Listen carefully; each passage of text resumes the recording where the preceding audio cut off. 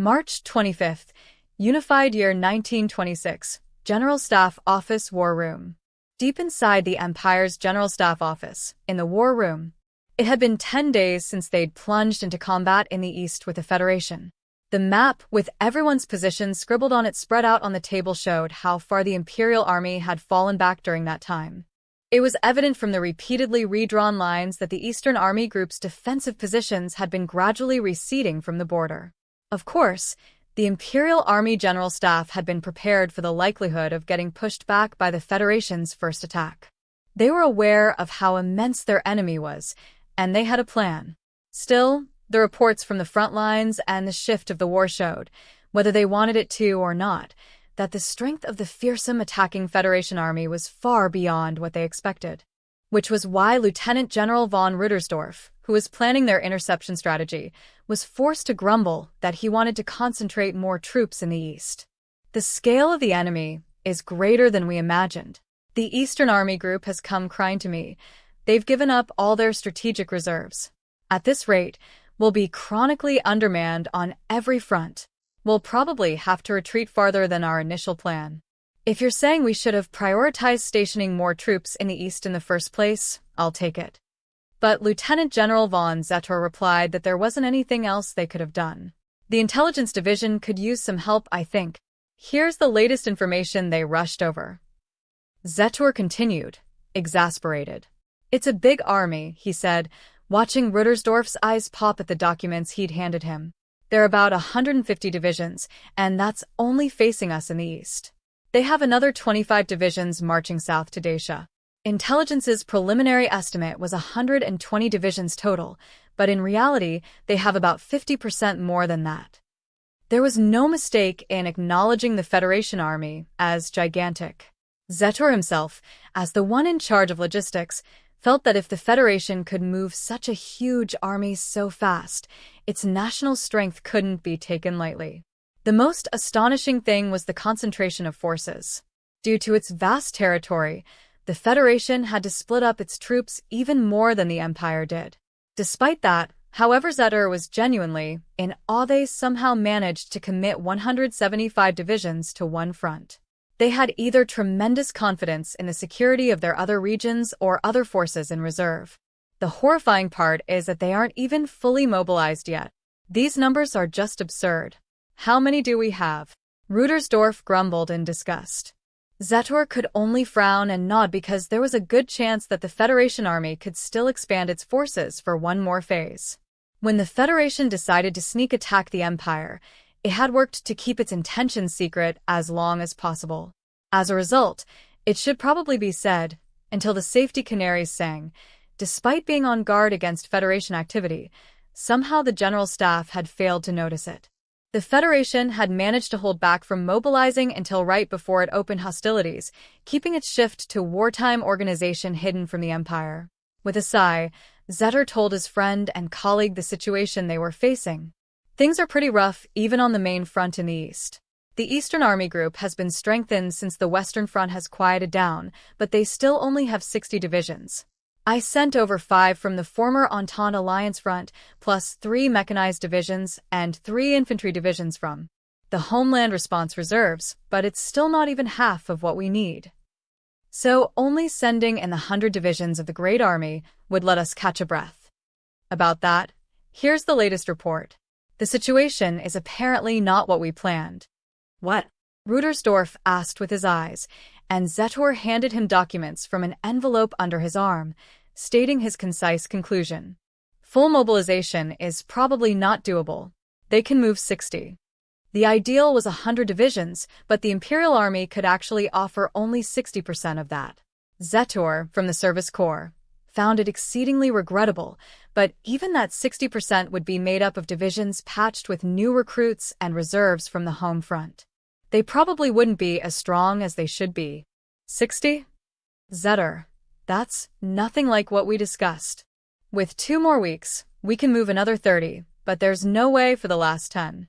They haven't had enough key officers since the battles on the Rhine front and the Western offensives. There is just no way to have a full roster. He continued with, and on top of that, You should feel lucky if those 30 are even usable, since they'll be second-string security divisions from the rear. And I'm sorry to say the artillery they're using is just what we could seize from the former Republican Army. As for machine guns, they're even more poorly equipped than the troops were before we got into the trench battles on the Rhine. I've heard all about the equipment problems from you multiple times. That's fine. But General von Zetter, this is the first time I'm hearing of the personnel shortage. Why didn't you tell me? I don't want to admit this, but the first I heard of it was also just 20 minutes ago. The Deputy Director of the Service Corps' jurisdiction is Gear and Training. I don't do personnel affairs. That would be Supreme Command and the Personnel Division. That's bureaucracy in action for you. They both grinned wryly, but it was no joke to either of them. Even if it was just accounting issues, limits on the amount of personnel they could use were intolerable at this point. When Rudersdorf reached the distressing conclusion that they needed to rethink their plan, Zetor responded that he wasn't completely out of ideas. This is just a thought, but perhaps we should consider diverting the reinforcements meant for Dacia to the east instead. The way I see it, we can stand to reassign 2 or 3 heavy divisions. Yeah. It'd be nice if we could have the 14 occupying divisions do something. From my perspective, even if we defend Dacia in depth, losses to the homeland will be minimal. Zetor wrote the friendly units and potential routes of Federation unit attacks on the map and considered them in silence. The Eastern Front was too big to defend in depth with trenches. They didn't have enough soldiers. And even if they could dig the trenches, they didn't have enough men to defend them. In which case, the only option for the Eastern armies was to fight a retreating battle with a focus on delaying. The point was to be in the right place at the right time to intercept. General von Rudersdorf, before I get your opinion on this, I want to review where we're at. Broadly speaking, we're up against 3 groups of attacking enemy forces. Group A is en route to Norden in the north. Group B is preparing to break through the eastern border and attack us at home, and Group C is heading south to Dacia. I agree with your diagnosis. Which do you think is the main attack? In numerical terms, B is the overwhelming focus. It must be around 100 divisions. Considering the territory they need to cover, it's probably an appropriate number, but it's still more than the combined 70 divisions of A and C. Zetor nodded gravely in response to Rudersdorf's groaned comment. Putting together the photos from reconnaissance planes, reports from the front lines, and SIGINT, they were forced to conclude that a sickening number of Federation troops were surging toward them. The possibility of taking out each unit via the Imperial Army's forte, interior line strategy, was there, but even if they could get units separated, the enemy army could put up numbers that the General Staff was right to fear as a nightmare. Could be a multi-front attack with their material superiority or human wave tactics. By material saturation at some point they'll overwhelm the Imperial Army's limited fighting power and brute force our lines back. It's quite the practical strategy. Smoking his cigar, Zetor leaned slowly back in his chair and noted calmly that it was only natural the Federation adopt a strategy that took the difference in raw power between the two nations into account. In theory, I should probably add, he couldn't help but murmur as he offered Rudersdorf a cigar.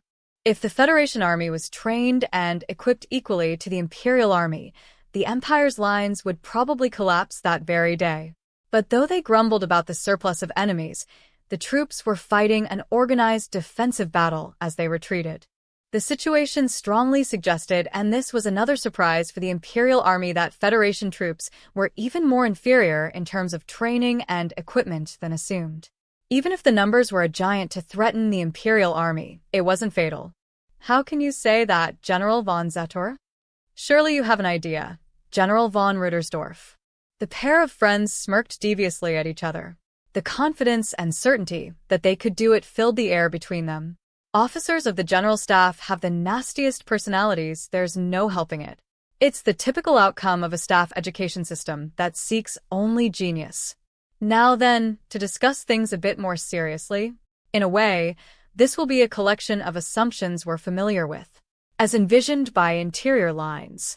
Strategy will neutralize the attacking enemy groups one by one. But Rudersdorf's confident pronouncement rather irritated Zetor. His tone was so reassuring, and that's precisely what caused Zetor to frown. He was only dimly aware of it, but the heads of operations in the general staff had this tendency to be obsessed with solving everything in one push. It wasn't as if he didn't understand at all, but he worried that they focused too much on operational license and the long view. First, we'll annihilate Group A up in Norden. From there, we'll hit what we can, moving on to B. I want to nail Group C in part to keep the Dacian region in check as well. I agree. First, we'll crush A with a great army. Then, in the same swooping motion, they'll annihilate B along with the Eastern armies. But shouldn't we leave C alone and move those troops up to join with the Eastern Army Group? Consolidating troops is one of the basic principles. Are you out of your mind, Zetor? In terms of comparative fighting power, that would be asking the impossible of the forces in Dacia.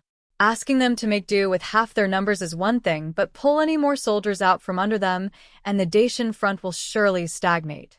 If it were just transferring some reinforcements, that would be fine, Rüdersdorf commented negatively. Zetor was still on about defeating the enemy in one blow. Rüdersdorf refused to accept a plan that would take time and delay progress in one area.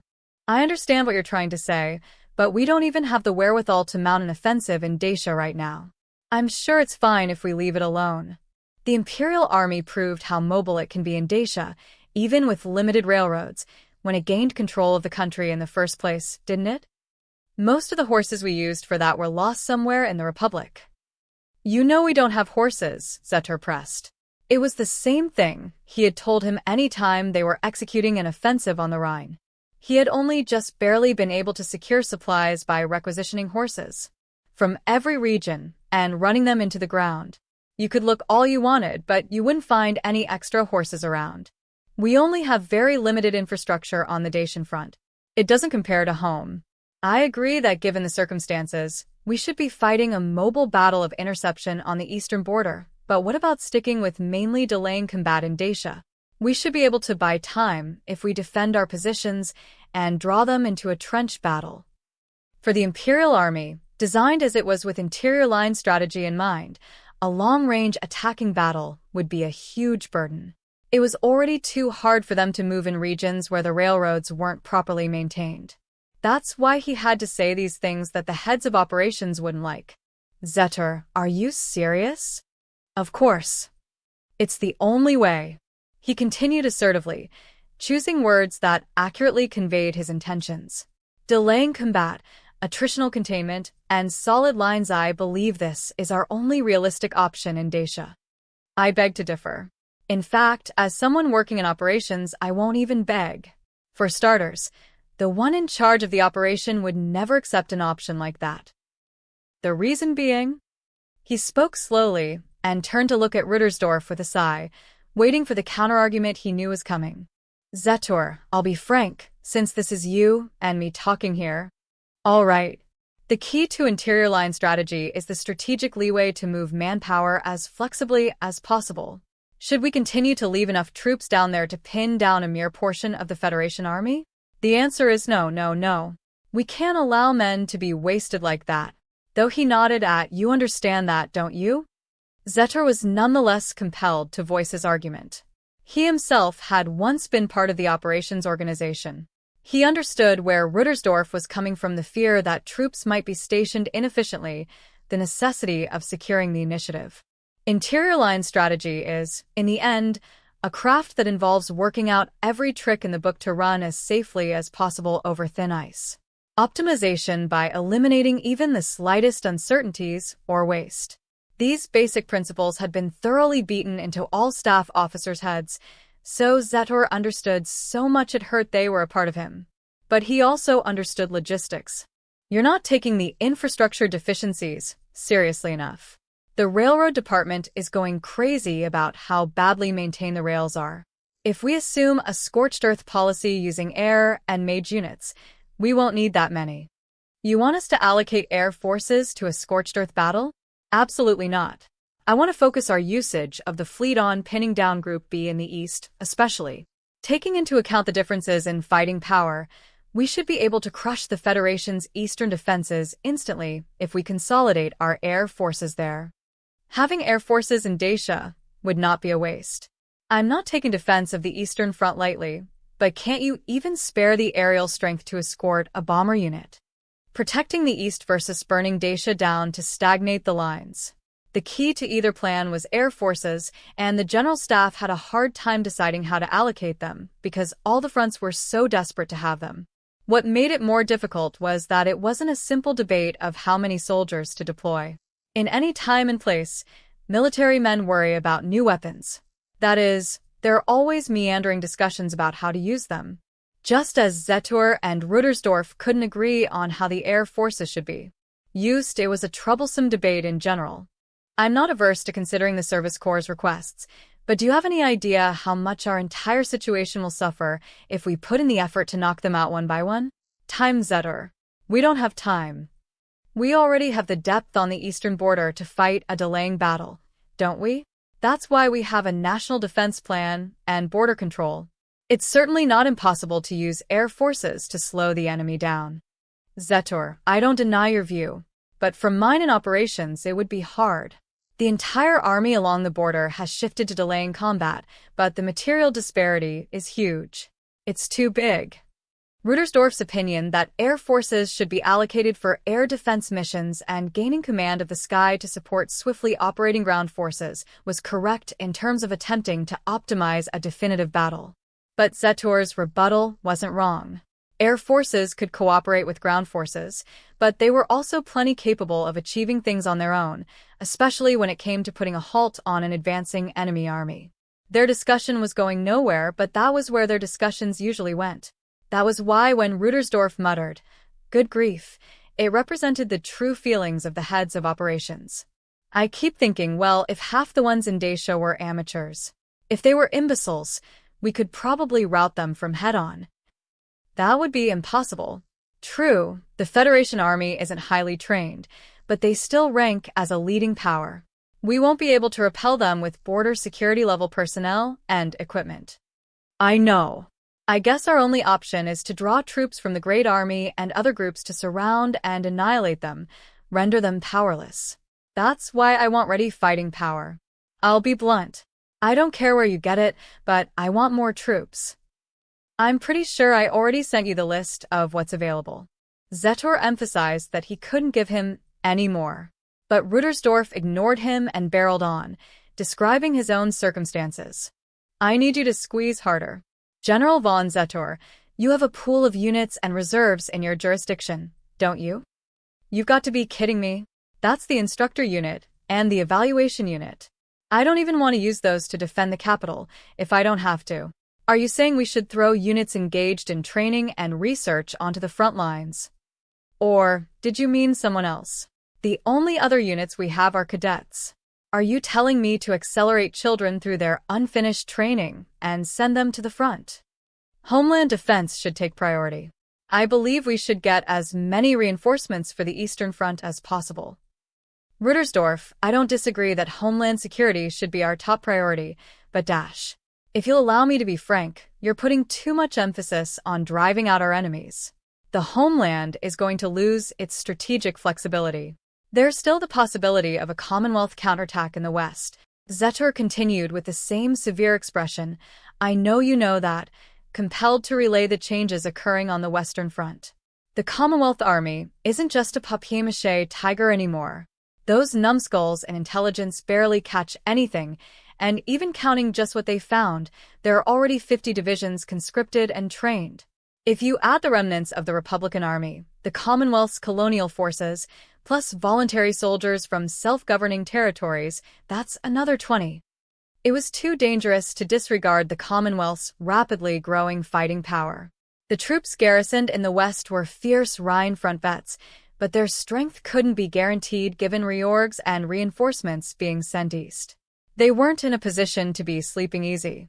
Add to that the disparity in naval power in the West, and the Imperial Army needed to assume an attitude of passive defense. Under those circumstances, it was only natural to hesitate about sending their full strength east. I understand the situation with our manpower in the West. We can leave the bare minimum. But the bare minimum we need is what's already there now. That's out of the question. Zetor elaborated on his argument, but Rudersdorf repeated his views from the ground up. Extreme differences of opinion began to factor into their argument. Rudersdorf from operations sought the fastest victory on the front lines, while Zetor from the Service Corps wanted to keep their options open in the rear. They understood each other's views, but the debate was going on forever, and Rudersdorf finally snapped. "General von Zetor, it seems you're forgetting one thing. And that is—" It's that. Rudersdorf stood, pointed at the window next to him, then balled up his fist and struck the glass. Even strong glass is still glass. "This is how you fight a war." The window shattered with a rhythmic tinkling. Paying no mind to the shards injuring his hand, he thrust it at Zetor and declared, "This. Impact. Can you win if you're worried about hurting your fist? I'm not about to get my arm broken that way. The Imperial Army is already as much of a mess as your hand."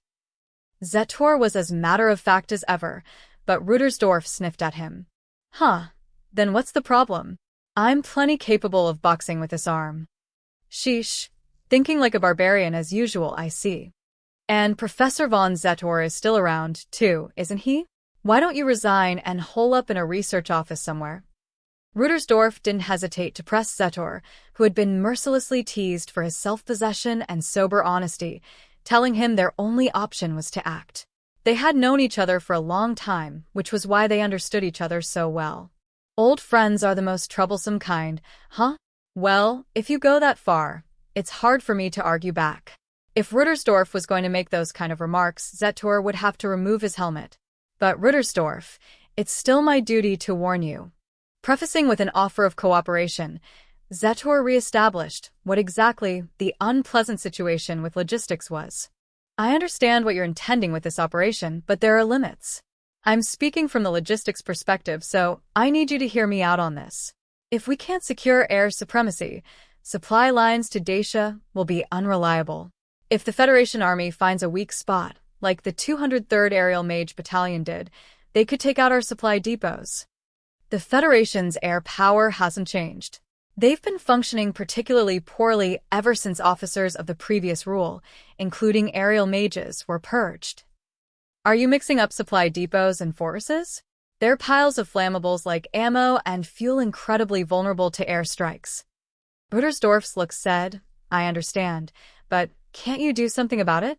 To which Zetor replied, "I get it," and continued, "We're doing everything we can, and this is the result. Listen, General von Rudersdorf, I understand what operations is trying to do. I will do everything I can to build a system to support it, just like I have before. So please just let me say one thing, that we are bending over backward." With regard to maintaining supply lines, the Imperial Army had been optimized from the beginning for a domestic interior lines doctrine. To put it another way, as long as the defensive lines were in their own territory, a foundation that could handle a large burden had been maintained for years. But that went for the East, where they had invested a lot of time and money in building a border it had that infrastructure. The infrastructure in Dacia hadn't been maintained at all. The Imperial Army, by its nature, relied too heavily on railroads. The one who felt that most keenly was the one responsible for them, Zetor. Even if he wanted to improve that, the only alternative land transportation options were trucks and horses. They didn't have enough oil for trucks, and rubber for tires was scarce. Even if he tried to get horses, he'd be competing with other industries like agriculture. How was he supposed to fix anything under those circumstances? It made him want to scream more than anything. If you're saying that, then I know it must be true. So? But it doesn't matter. The Empire can't politically afford to let the enemy have the upper hand any longer. Oh, I see, thought Zetor, realizing where the problem facing them lay. In Norden and Dacia, we did a fine job fending them off, so this is about that one time on the Rhine we got caught off guard. Rudersdorf nodded to say exactly. Something like exasperation came through in his expression, but it was no wonder. The officers currently in the general staff had cleaned up after their predecessor's accident and stabilized the crisis on the Rhine. The same pointless, futile precedents were still holding them back. The general staff would not be allowed to make the same mistake again. In other words, losing territory would be unforgivable. Saying sheesh with chagrin, that would probably be allowed. I've heard the Federation Army always behaves badly. It must be awful in the border battles.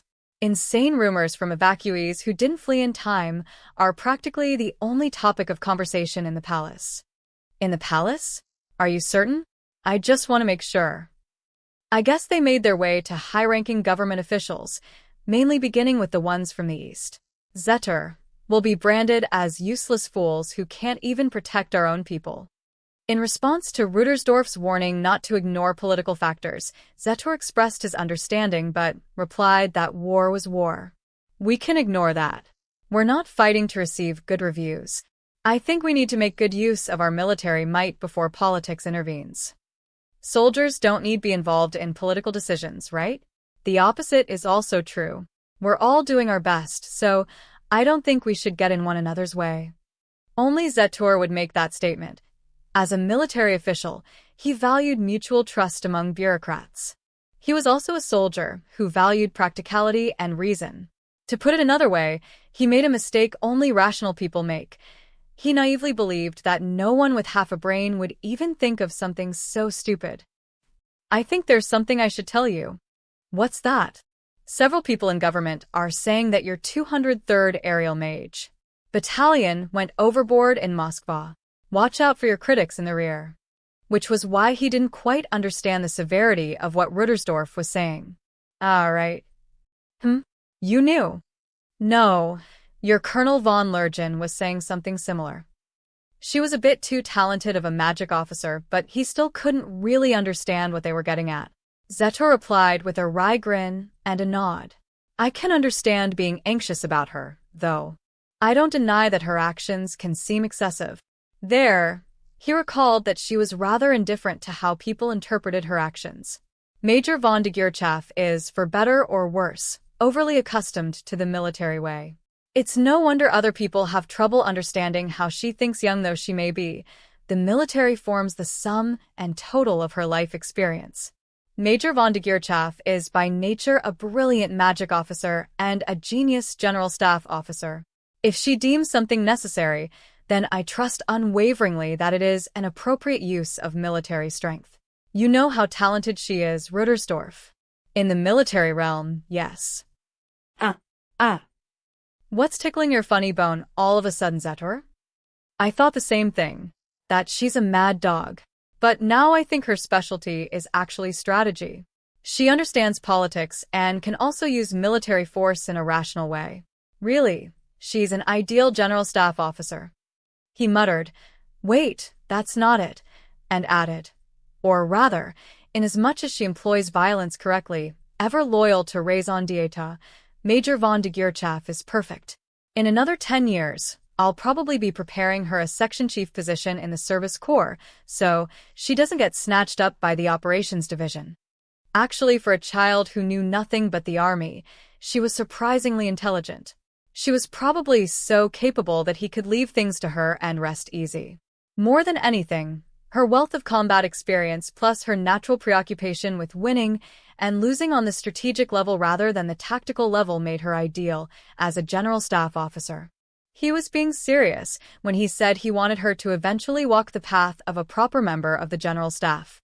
You seem to think quite a lot of her. Because she exhibits so much talent. Weren't you strongly recommending her for the War College back then? I just thought she was a capable soldier, and I knew you had a high opinion of her. Oh, why don't we see if the 203rd can clear up that misunderstanding for us? So that's where this was going. Zetor nodded, satisfied that he understood. He's going to ask me to borrow her again. I want to try entrusting them with a mobile mission as the vanguard, naturally. I don't mind, but theory would dictate you choose a unit that knows the lay of the land. Wouldn't it be better to pick one from the Eastern Army group that's been stationed out on the border for so long? The armies in the East tend to lack experience, so I'm not sure whether they can handle a breakthrough. Rudersdorf practically spat.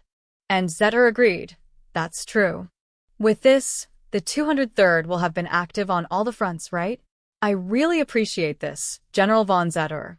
I realize it's the General Staff's mobile force, but this unit you put together through your good offices is awfully easy to use. It is the Service Corps' fervent hope that everyone can delight in flexibly drawing the forces they need. Down the line, I'd like to establish a General Staff reserve group that can be used as strategic reserves. That can be your next project. Right. So, what do you think about the idea of whacking groups A and B in succession? It's flawless. In a way, it's our element. An interior lines plan has already been drawn up most carefully.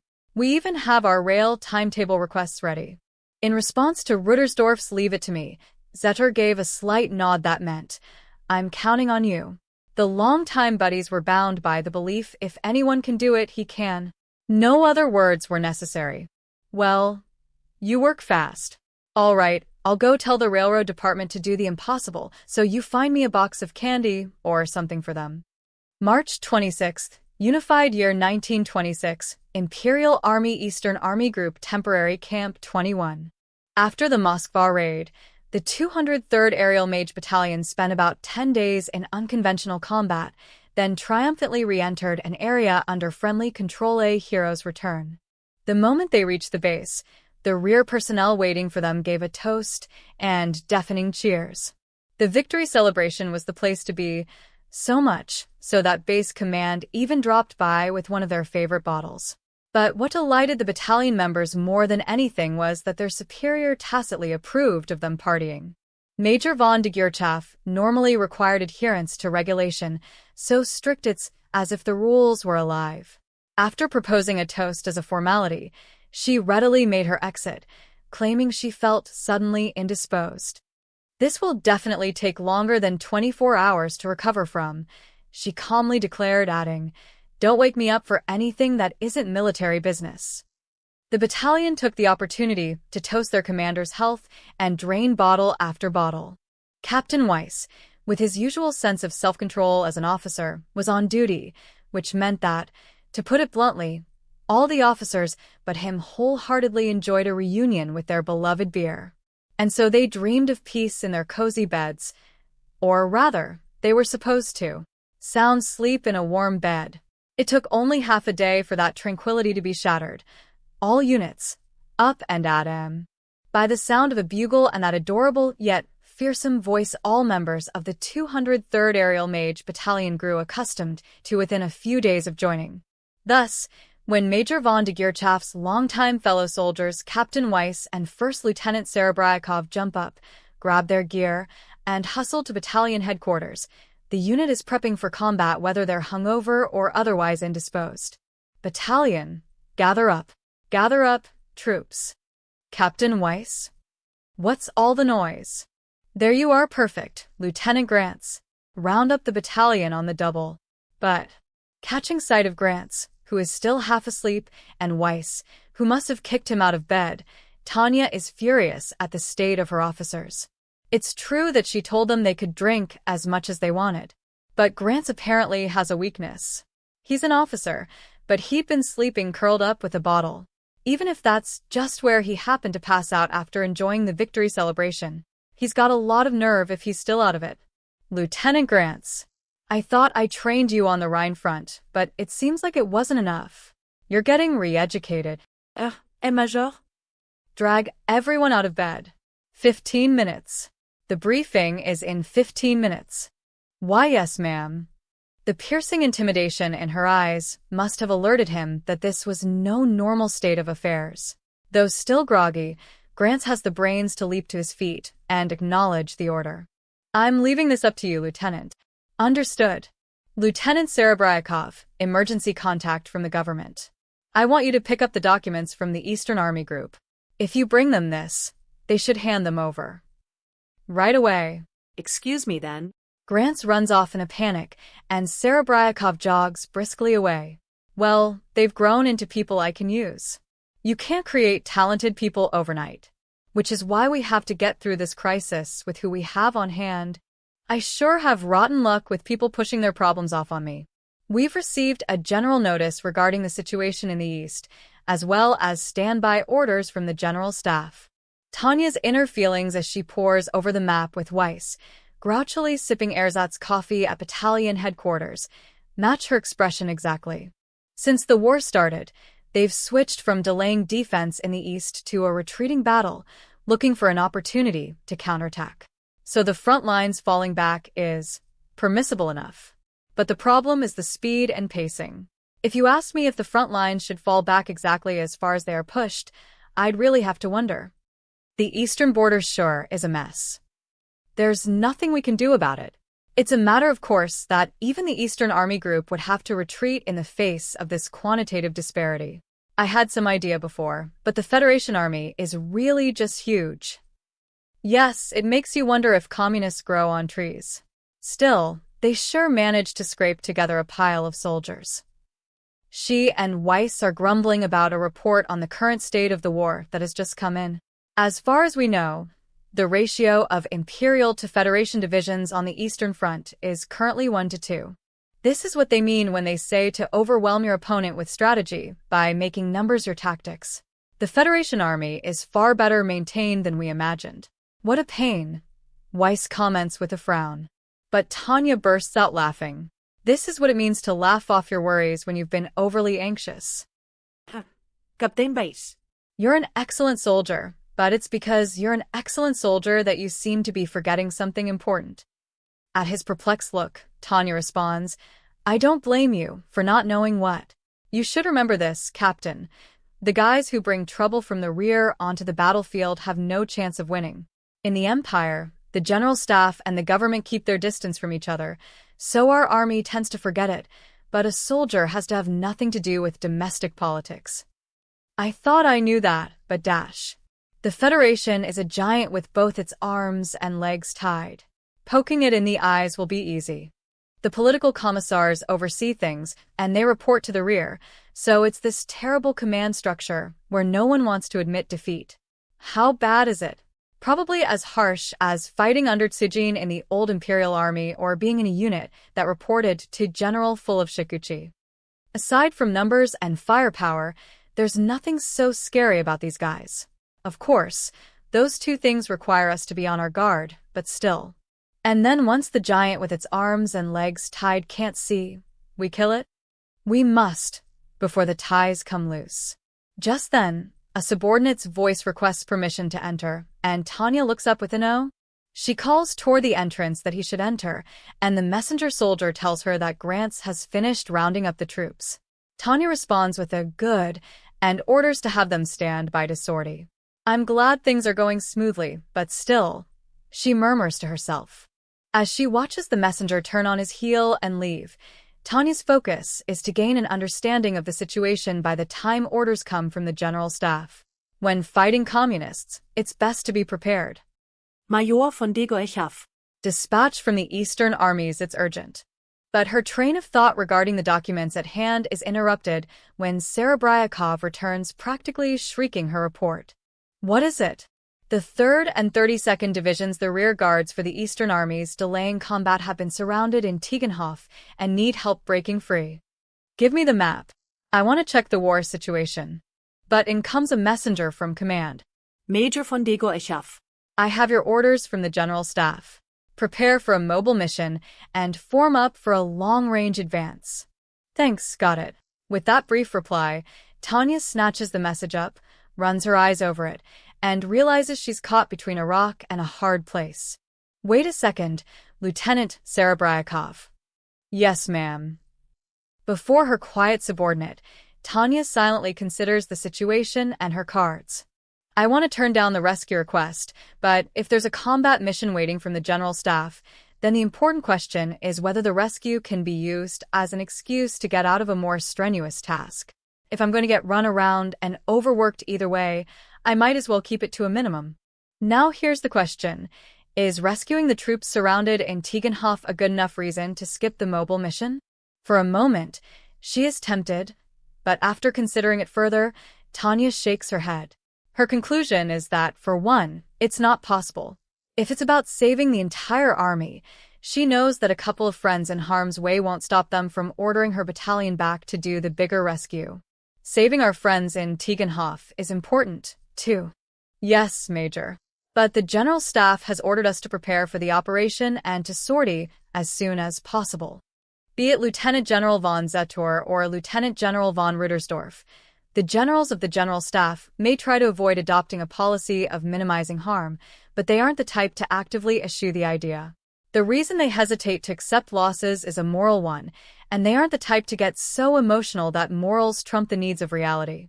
And surely, I'm lucky that they aren't the sort of superiors to get their priorities mixed up. But neither can I get out of this mission with the excuse of saving friendlies. It's too bad, but our allies in TIEGENHOFF will simply have to.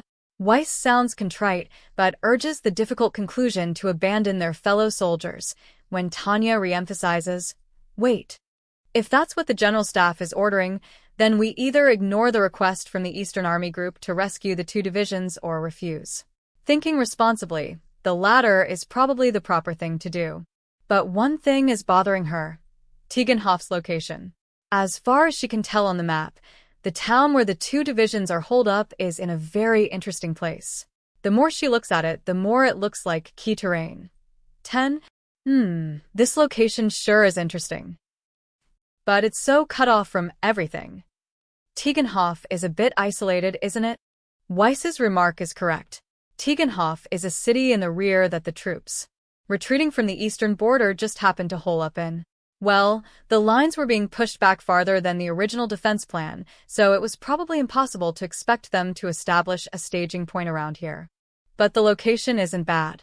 Lieutenant Serebryakov, find me a detailed city map. And don't forget to fill in Lieutenant Grant's. Serebryakov jogs off with a yes, ma'am.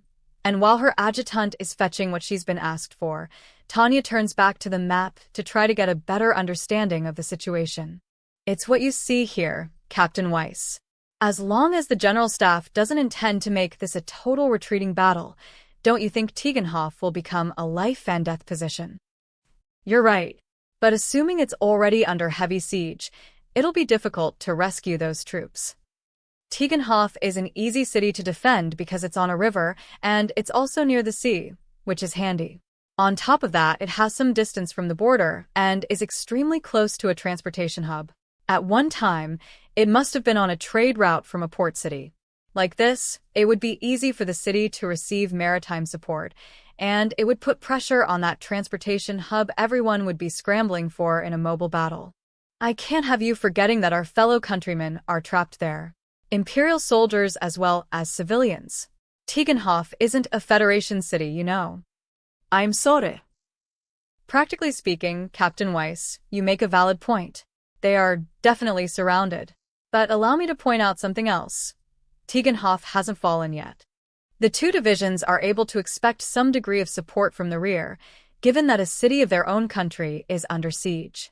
Even the civilians can put up some resistance in an urban battle. Well, if heavy artillery decided to burn the whole city down, it would be futile resistance, but still. Even with General von Zetor making the arrangements, it was impossible to take heavy artillery in the advance against the Republic. The siege guns always end up being available once things have already calmed down. Sorry to keep you waiting. Thanks, Visha. What's all this? The Eastern armies gave me these aerial photos along with the map, Captain. They want us to understand the situation the trapped troops are in. Answering Weiss's question, Serebryakov holds out a sheaf of documents categorized and plastered with all sorts of labels. When their head count is low, it's easy to understand why the Eastern armies would give us such materials. They must be desperate for us to help them with this rescue. Thanks. What about Lieutenant Grant's? He's currently occupied with an Eastern Army communications officer's endless pleas for us to save those troops. If need be, I can show him in. Wait just a moment. Saving Allied troops isn't really our job. But we should be faithful to fellow freedom fighters confronting the evil of communism. A liberal who would abandon warriors fighting for freedom and in the market isn't a liberal at all. You can't defend the world if you lose that stubborn refusal to back down a single step against the communists. If that's the case, Tanya is determined. Captain Weiss, line up all the aerial photos and recon results. Let's also look at the full reports from the 3rd and 32nd Divisions. If there's a chance the rescues will succeed, TIEGENHOFF should be saved. Tanya prompts Serebryakov and Weiss to look at the map. Let's consider the area around TIEGENHOFF as if we're going to do the rescue. At least, that's how the liberal camp Tanya knew worked. Now, with no threat of nuclear war now, was the time for good people to take up arms and put their bodies on the line to nip communism in the bud. Of course, there are only limited reasons for Tanya to volunteer personally. It would be fine for her to support from the rear. But standing by while in a position to lend a hand is unforgivable. As long as that's true, then it's your duty to lend one if you can. Major, what are you looking for? Heavy artillery, Captain. It's something we learned on the Rhine. Big guns sent up to the front lines from positions in the rear are always late. I expect the Federation Army does know better. With all due respect, Major von de Geerchaff, I don't think our operations should count too much on the enemy making a mistake. Every word Weiss said was absolutely true, and Tanya smiles and tells him, of course not. Your enemy being a fool, and you expecting your enemy to be a fool are two different things. Even if they seem like the same, it's too huge a risk to underestimate a potential enemy. I don't mean to disparage the basic principle of preparing pessimistically and acting optimistically. I agree that we should assume it won't work out. But, Tanya continues with a bit of conviction in her voice, if you'll consult your fond memories of our battle to subdue the Republican Army, weren't we under strict orders to assume we had no heavy artillery? The Imperial Army has a tendency to forget this since we won, but heavy artillery pieces are hopelessly slow. They never show up on time. The slowpoke artillerists are always late for decisive junctures. They're a credit to the defense, and they contribute to offense, but firepower in critical battles never manages to reach the itch. General von Zetor took pains to arrange them for us, but we were still often lacking firepower. Let's see if the Federation Army is capable of having heavy artillery accompany their advancing infantry. After frowning at the maps for some time, Tanya speaks again, as if to say, I was right. The enemy artillery seems to be lagging behind. There are two pieces of evidence here that back that up. I can't see any heavy artillery in the aerial photographs, and there are no reports from our troops that they've been shelled. Assuming an absence of enemy heavy artillery is wishful thinking. But in this situation, there is a real possibility that it's actually absent. In any case, we can be confident that it hasn't been detected yet. So they weren't advancing with the intention of a siege battle. Huh? The moment Weiss, also frowning at the map, nods that he thinks they can do it, Tanya murmurs her agreement. Communists tend to be big on armies with lots of firepower, but this time, even there without the heavy artillery they're so proud of. In war, if the other side's specialty, artillery, is missing and there are enough resources to wage our side's specialty, mobile battles, then this is easy. We force our enemies to do what they're bad at and what we're good at. So, if that's the case, Captain Weiss, wouldn't TIEGENHOFF make an even better forward position than we thought? For the mobile mission, you mean? If, as you say, the enemy heavy artillery really hasn't advanced.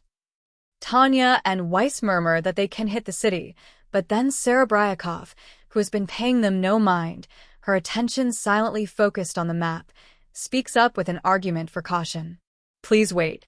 Certainly, that's how they appear to be equipped, but can we really rule out the possibility? For instance, there are a number of movements along the border. Please consider the chance that long-range units including railway guns might be getting deployed. Lieutenant Serebryakov, I find it hard to imagine railway guns would advance. Do you really think our enemies are stupid enough to move such large equipment through an area where they don't have air supremacy? I'm not talking about their intentions, ma'am. Please consider their ability. The Federation Army has already positioned a number of railway guns along the border. The unit the 203rd Aerial Mage Battalion fought, or more like, trampled earlier, was Federation railway guns. And, continues Serebryakov with a grave look on her face, even on the Rhine, enemy railway guns in the rear were a serious threat. Please take into account that even artillery positions and communications trenches fortified with concrete couldn't take a direct hit from a railway gun. Certainly, neither Tanya nor Weiss could deny that. Perhaps recalling his time on the Rhine, Weiss makes a bitter face, while Tanya remembers how Dora raged in Warsaw. Major, TIEGENHOFF has far weaker defenses than we did on the Rhine. And if this estimate of their railway gun positioning is correct, there's a good chance we would be in range. Though they're lacking the artillery making the long advance, they do have an extended range with their railway guns. Serebryakov's comment that we might just barely enter it is correct. For a moment, Tanya fears the dearth of enemy firepower upon which the rescue would be premised may be short-lived, but then she finally realizes, oh. Lieutenant Serebryakov, you're right to point out the possibility that enemy heavy artillery may exist, but I don't think it will be a significant threat. You let your Rhine experience influence your thinking too much. Do excuse me, Major, but what do you mean by that? Captain Weiss, you feel the same way? Tanya smiles wryly. They've learned too much from their experiences. It's simple. Indirect fire becomes possible only with incomparable teamwork. Remember that on the Rhine front both the Empire and the Republic had artillery scouts stationed on the forwardmost lines, or had aerial mages like ourselves flying around as observers to collect data in peril of being shot down. Only then was effective fire possible. Cannons fired at random won't find their mark. Without a scout to give you adjustments and observe your impacts, you're only wasting shells. If there's an exception, it's strictly the times you want to fire at a large city on a map, like Paris, so that it's fine as long as it lands in the ballpark and you let loose with your Paris gun. Oh, yeah, now that you mention it, I took it for granted and just assumed indirect fire could happen anytime. That's what I'm talking about, Captain Weiss. If you read the frontline reports closely, the scariest thing for ground troops observers scouts weren't spotted. I heard that Federation Army artillery operate as a group, so it's doubtful the frontline units have spotters then. Weiss nods. It's just as you say, Major. And Serebryakov looks as though she understands. Tanya is satisfied that she has managed to remind them that the battalion's priority is to eliminate enemy observers, should they appear. The mobile mission and the rescue of the 3rd and 32nd aren't actually conflicting objectives. The two divisions have been overwhelmed by enemy wave attacks in an isolated location, but that position can be used as a stepping stone to attack the rear enemy lines. I say that rescuing these two divisions contributes to the General Staff's objectives with the mobile mission. I'm asking permission. If you can consider the risks and returns and still decide it sounds worthwhile, there's no reason not to do it. Tanya declares they're going in for the rescue. The fact that Weiss and Serebryakov happily approve is a good indication that the battalion's opinion isn't split. Tanya's subordinate officers are raring to fight as usual, and she's happy that she knows that she can count on them even in a difficult situation. Almost as an afterthought, she directs Serebryakov to prepare first aid supplies. Lieutenant Serebryakov, have your unit take as many medical supplies as you can. We're planning on a long-range advance, but we may have to airdrop them, so attach parachutes. In other words, Tanya says to herself, guess we gotta try some kindness. When Serebryakov asks her, is anything the matter? She replies, admitting that it's uncharacteristic of her. I just thought if they're in a jam, they might have run out of some of this stuff. It would be nice to take them whiskey and cigarettes, too, but I figure in the thick of a fight, they need medical supplies. When Tanya continues, lamenting that they don't have any whiskey or cigarettes anyway, she ends up nearly scowling at a comment from Weiss. I don't doubt that. But, Major, there should be alcohol from the southern continent in the battalion treasury. Captain Weiss, what are you talking about? Nobody told me that. Everyone brought back a little something with them as a souvenir, or they could have even had something sent by a military post, but bottles in the battalion treasury? The fact that she hadn't approved the expense or sanctioned the purchases, to Tanya, almost embarrassing.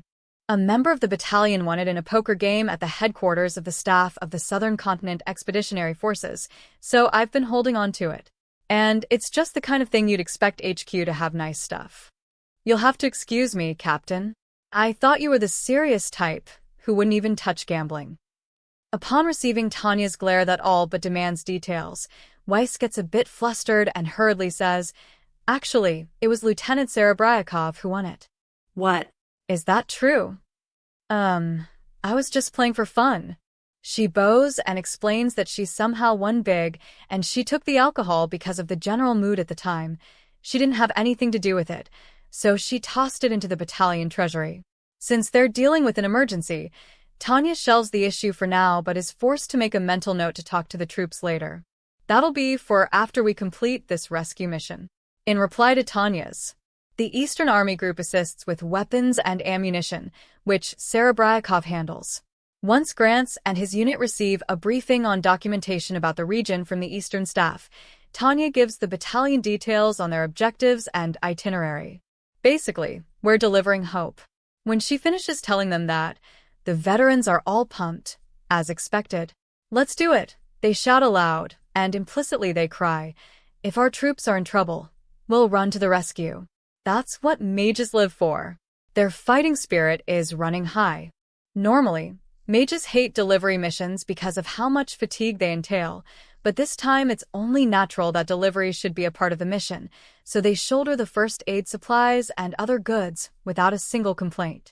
Unexpected additional supplies show up right as Tanya and the battalion are lined up on the runway ready to take off.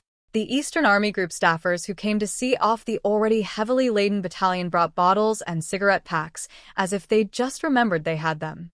Officially, Tanya declines their request to take the items to their friends on the front lines because they would be too heavy, but she announces that she'll honor her subordinates' free will. Her men put the slightly off-the-record goods into their packs. The alcohol and cigarettes are treated as personal items, and with a farewell a bit grander than usual, the 203rd Aerial Mage Battalion takes off and begins their push toward besieged TIEGENHOFF. Their goal, naturally, is to break the encirclement.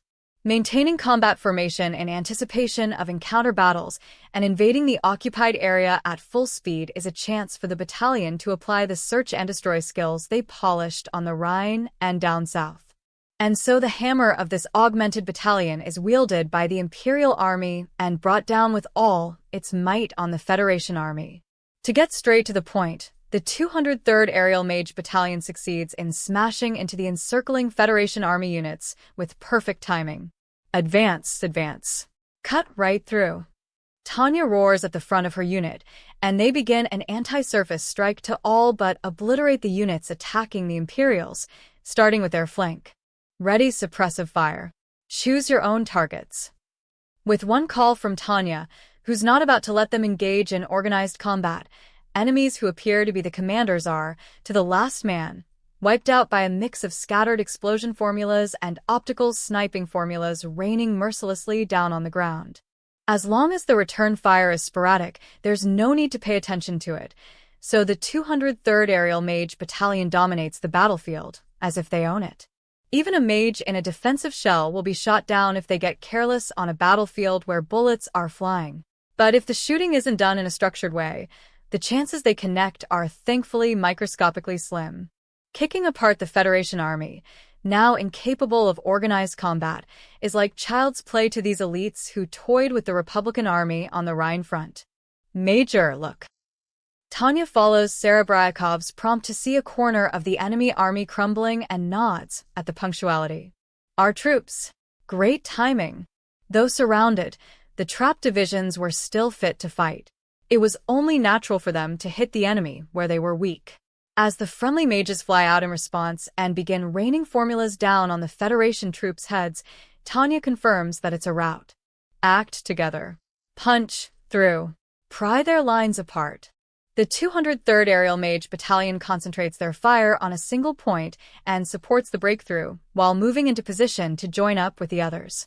Meanwhile, the friendly units are quick to pick up on the objective and readily begin to cooperate. Thus, the breakthrough and combining of forces gets accomplished quite easily. Satisfied with the coordination that could have been pulled off only among pros, Tanya walks over to greet a man with a big smile on his face, whom she guesses is the commander. Major Hoffen, 3rd Division, 213th Mage Battalion. Thank you for coming. That was a close call. I'm sorry we were late. I'm Major von de Gierchaff, 203rd Aerial Mage Battalion reporting to the General Staff. We were ordered to make a counterattack and just barely managed to rush over here. I'm so relieved. And by the way, nice job surviving such a heavy encirclement. Tanya and Hoffen shake hands, wishing each other luck in future battles.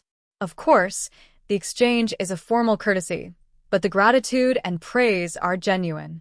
Unlike etiquette that remains only as a shell of its sentiments, on the front lines, it helps officers bond through their shared experiences.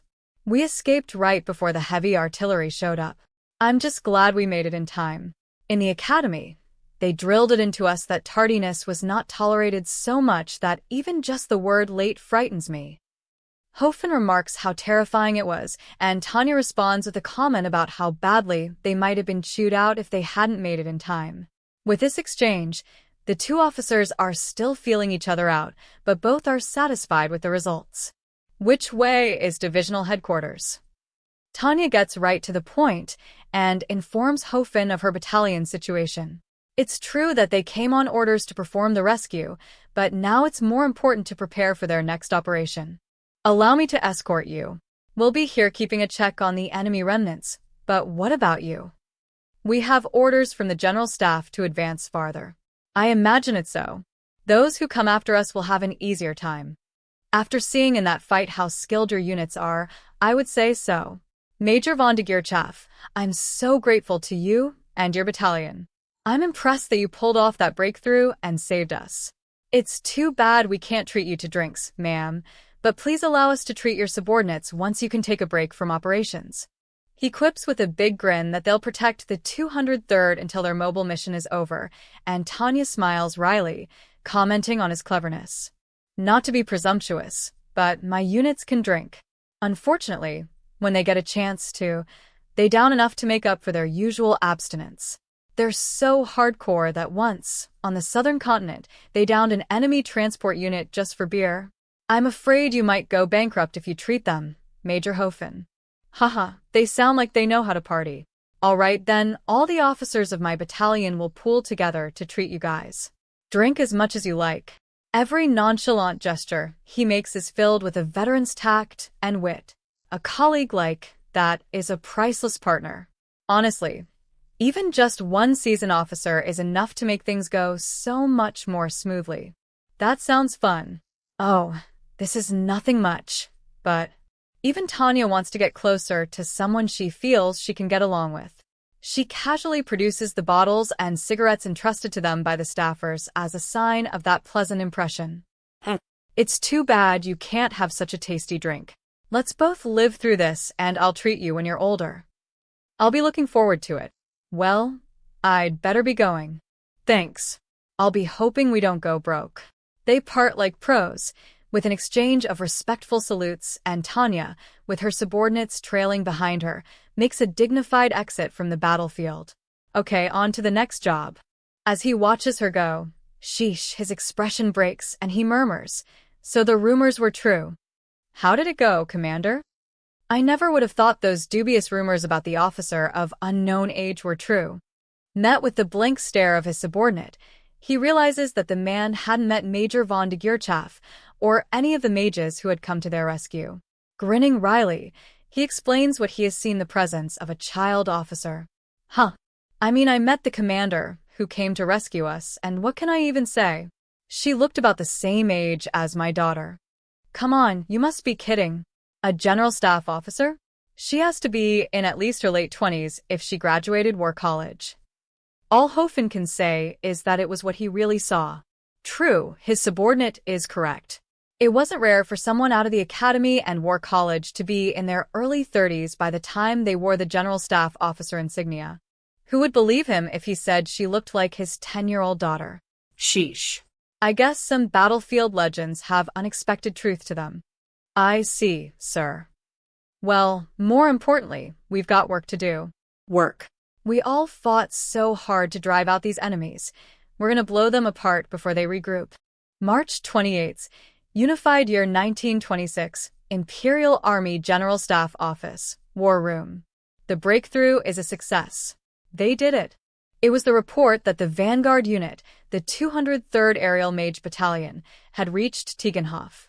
The 3rd and 32nd Divisions, who were at one point feared annihilated, would probably be saved.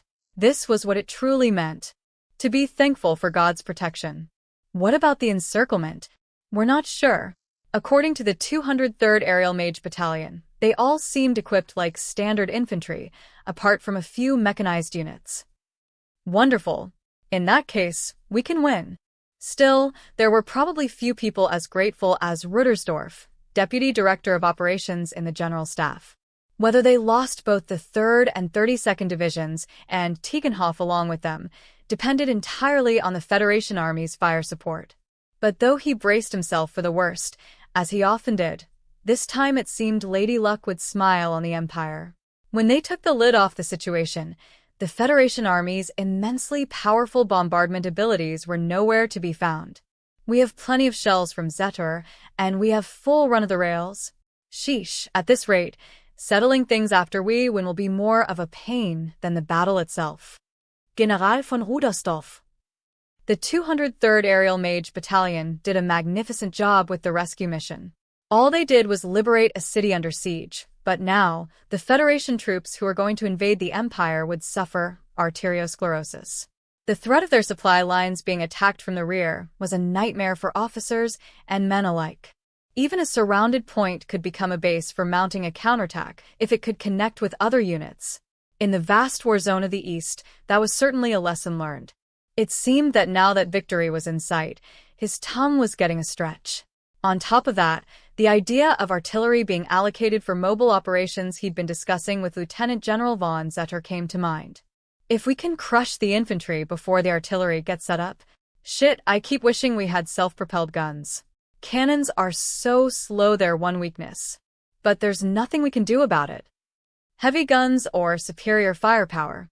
Rudersdorf smiled wryly at the eternally unsolvable dilemma. And just as dismay began to set in, a rare piece of good news arrived. Rudersdorf was one of the first to thank God. Relaxing one's attention frequently causes a winning battle to end in tragedy. No, perhaps it should be past tense. At least, Rudersdorf had no shortage of reasons to believe that.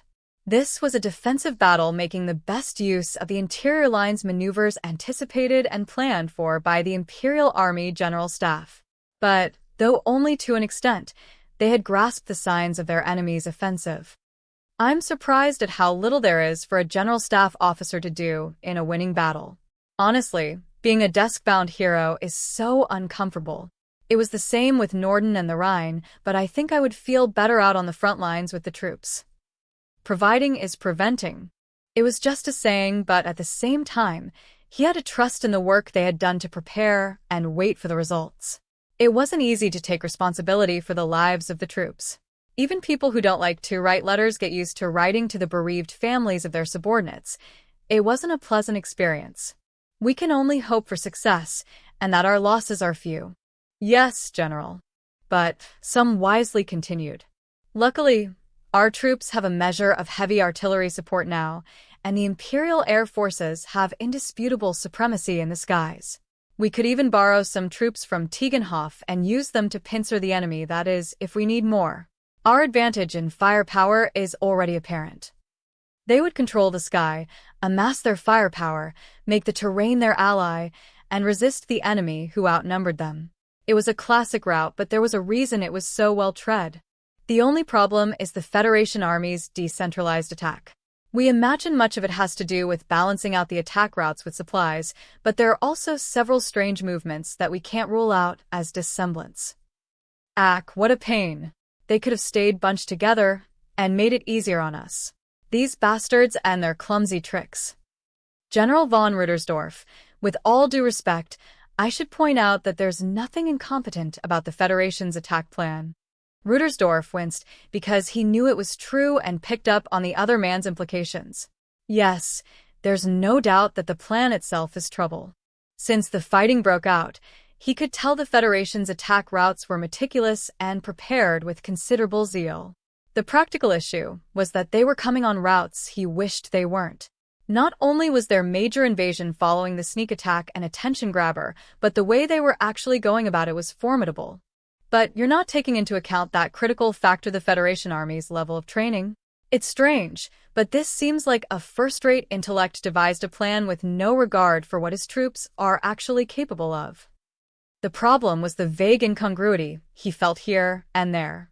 He wondered if perhaps they used a previously prepared plan and prioritized the sneak attack effect, but any commander should still know the status of his troops on the border. Then either it was an awfully secretive plan, or they used it because they had no others. But it wasn't Rudersdorf's job to think about it any more than that. The rest was for Zetor and those fellows. Good grief. Smoking a cigarette, He turned his attention back to his own area of expertise and looked at the map depicting the war situation. I wouldn't have expected this position to be around still. Who would have thought a city would make such a good resistance base? The murmured remarks acknowledged how troublesome it was when an opponent unhindered by the laws of war attacked a city. Aside from Marine, the Imperial Army doesn't have much experience with urban warfare. Well, neither does the Federation Army, but they also don't seem to have any qualms about breaking international law to attack cities. Legally speaking, the Federation hasn't signed the convention respecting the laws of war on land. That's problematic. The staffer affixed the question why to his face, and Rudersdorf spelled it out for him, exasperated in spite of himself. What'll they do with prisoners? Huh? Prisoners, sir? Rudersdorf broke it down for the blank-faced officer. This war has no rules. There may have been norms and standards written down on a scrap of paper, but they wouldn't apply to war in the East. In terms of international law, there are no rules governing this slugfest between the Federation and the Empire. The Service Corps has said we should follow the convention just in case, but it's doubtful our opponents believe in reciprocity. We just have to hope the Communist Party, or whoever is progressive. Expecting nothing of these specialists in firing squads and internal Gewalt is probably better for your mental health. March 28th, Unified Year 1926, Main Attack Group Headquarters. The forces the Imperial Army called Group B were called the Main Attack Group on the Federation side. Ever since the fighting started, taking control of Imperial lands and wiping out the Imperial Army were the goals of the Main Attack Group as they broke through the border like troops who'd lived their whole lives for this reckless advance. They forced their way through the Imperial Army's Eastern Army groups, delaying action with numbers, and continued their single-minded advance with no regard for losses. But the expressions on the officers' faces were tense in a strange way that was difficult to describe, far removed from elation. And precisely because they were advancing, their grim expressions became more and more severe. It was clear on the faces of the generals and staffers in the War Council meeting held by the brains of the Main Attack Group at headquarters that they were near their breaking point. Although our advancing forces are currently facing quite a bit of resistance, the Imperial units are retreating, meaning it's still possible to push on as we have been. Ideally, we would wait for the heavy artillery to arrive, but we have troops filled with the desire and determination to offer themselves up for the revolution. Of course, I think brave, loyal men like that should have artillery support. It was a war council, so naturally the reports were about the war. So here's something.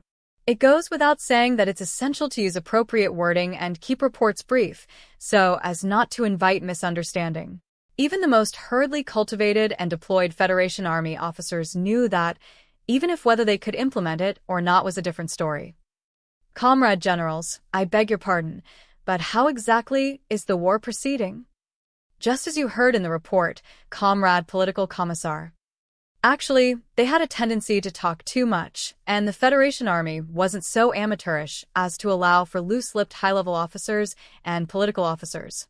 If anything, perhaps the issue was that these were neither amateurs nor fools. So, comrade generals, what is your view on the situation then? We'd like to hear from you regarding party directives. I think you're the expert there. It's true that I'm in charge of military politics, of course.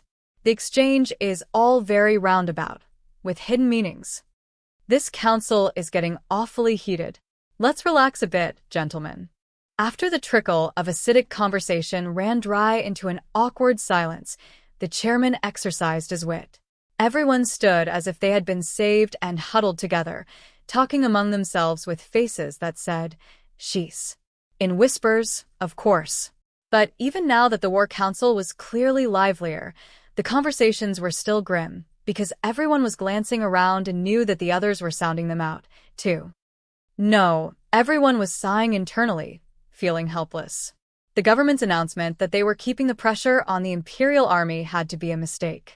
Yes, it was true that they broke through the border in their initial offensive, and it was true that the Imperial Army units were retreating. But anyone in the Federation Army with decent military knowledge feared the embellishments in the reports sent to Moscow. On the individual level, well, it was probably done to protect their position. They'd just write something to sound a bit braver. Given this special political environment the Federation Army was operating in, they could understand why the men on the front lines would write such things. And because they understood, it was easy to imagine what kinds of changes would get passed on from the rear. Probably something like, the Imperial Army's morale has collapsed for the most part. We're currently eradicating fanatic resistance as we push forward. In other words, the Imperial Army was losing, and the Federation Army was putting down the fanatics resisting along its smooth advance. One could only call it removed from reality. So what's really going on? Nothing much different than Bayou. The Imperial Army moves a lot faster than we thought. They were unable to crush organized opposition, and their only enemy was the Eastern Army group right now. Considering the Imperial Army's doctrine and geographical circumstances, they wouldn't be able to avoid the extremely problematic arrival of the Great Army as reinforcements. And worst of all, several people thought grimly, swallowing the words they couldn't say. There were indications that the Great Army would show up much faster than expected. It's also incredibly problematic that we have no way to win an air battle. I realize that we've been forced by pressing circumstances to transfer the few mage units we have. I know we had no choice, but it's still hard. I knew these guys were trouble, but there's a big difference between hearing something and seeing it. What the hell did the political officers mean when they told us they have less firepower than artillery, are slower than planes, and are fewer than infantry, so they wouldn't be a threat? That's going a bit far. You might want to watch it. That said, I agree with you. Our supply situation was already bad enough, but thanks to the mages tearing through in the rear, the lines have nearly collapsed. And the losses in aerial battles, always reported to Moskva as negligible, were gnawing away at the Federation Army's offensive resources. The Imperial Army Air Fleet could boast of its power, while the Federation Army Air Forces had no choice but to fight at a disadvantage. Well, it could be said they were still just barely putting up a desperate resistance, even if all they could do was offer support from above. The Federation's handling of magic forces was the worst of what was coming back to bite it. The shackles of the past were heavy, and the Federation Army's mage forces were behind. For that reason, a few old-fashioned units were the most it could operate with. Oh, right. I want to ask you something. Is the rumor true that a political officer applied to send mage units our way? If you're talking about Officer Chobarkov, apparently it's true, which is why he's been taken back home to the Commissariat for Internal Affairs for a hearing or whatnot. When the limited number of mages was taken away, a breaking point had been reached. The rumor that someone had finally protested to be allowed their few units wasn't a rumor after all. Sadly, things were far worse than the rumor said. The man who objected had been taken away, and a new political officer was probably being briefed with unrealistic reports as his replacement. Oh, I see. His sigh was a lament for their world, where a man with common sense was crushed the moment he mustered the courage to bring up reality. These were professional soldiers with a modern education. Though ideological education 11 is biased, anyone who fought on the front lines could see their gear was inferior to their enemies. They understood it so well it made them sick. The only problem was one that could be grasped with a glance at the atmosphere in the meeting room. They couldn't object to the party's decisions. Not only that, but they couldn't even express any doubt about the party's perceptions. To the officers having restricted conversations here and there around the room, wary of the observing political officers, it was extremely frustrating, but that's what it was like in the Federation Army. Do the political officers who are left understand the situation? Of course. They may adhere idiotically to the ideology, but how much of an ignoramus would you have to be to not grasp what's going on? If they would just tell us to pull back. If they would just tell us not to chase too far and hold instead. The Imperial Army's retreat, like when they beat the Republic, should probably be viewed as a tactical retreat. On that point, all the generals agreed. To them, one look at the map made it clear. The Federation Army was flooding into a pretty half-moon dent in the center, but the Imperial Army defensive line units, the left and right edges, were putting up an oddly strong resistance, especially in TIEGENHOFF, which at one time was completely surrounded but then received a fresh mage unit as reinforcements. Even now they were attacking, but they had started to feel a chill, like they were gradually charging farther and farther into the Imperial Army's encirclement. As soldiers, What they really wanted was to halt immediately and rearrange their defenses. But They all hesitated to say so. They couldn't help it. Because they knew that the first person to open their mouth, to call for a halt, would be deemed an unforgivable traitor by the Communist Party. And this was after Moskva had been raided by a mage unit. The party elites had to be eager for a scapegoat. None of these men wanted to be the one to fall under their gaze. They were instinctively scared. Hence, the desperate glances at the political officers. One word from them, the party will incarnate, and we'd be saved. And as one side has one thing on their minds, the other side is thinking the same. Humans are, on the whole, similar creatures, and their thought processes often resemble one another's. To the political officers, who had been on the receiving end of silent looks for a while now, the military officers' intentions were crystal clear. What's our status? Utter crisis. The front lines keep sending us spirited reports, but it's obvious if you actually go on inspection. The Imperial Army isn't collapsing. I'm fairly certain they're simply falling back to lure us in while waiting for reinforcements. Contrary to the reports being sent to Moskva, the situation on the front lines was far from what they wanted to see. The political officers had some military education, too. If they walked around the actual battleground and talked to the soldiers, even if they were detested, there was no way to misunderstand the situation the Federation Army was in. I guess it's obvious from a look at the map. There's a stubborn defense in the direction we want to go. The enemy is hurting us where they want. The remarks were bitter, and the drags on their cigarettes were silent. In this room, swirling with indescribable irritation and smoke, the hopeless situation found the men wanting to cradle their heads in despair. If the generals would tell us to fall back. Whether they'll be able to convince Moskva is unknown. But if we could make it a fait accompli, that'd be difficult. The damned generals won't make us bring it up again. Who would take responsibility for reporting the defeat to Moskva? What was tearing apart main attack group headquarters, in the end, was everyone's true feelings and fear. No one wanted Moskva's eyes on them. If they made a report, Moskva might rethink things. But the enemy was on a rampage with the insolence to trample Moskva, and they were failing to stop them. Political officer Chobarkov already tried it, right? Next, it's the army's turn to handle it. Military strategy is their problem to begin with, isn't it? Under the circumstances, even just objecting to the party transferring mage units to defend Moskva was doing the most a political officer could do for the front lines. At least, they had sacrificed one of theirs. Now it's your turn. In their positions, it was taboo to say as much, but that was the political officer's keenly felt opinion on the matter. The inadvertent groans spoke volumes as to how uncomfortable their situation was.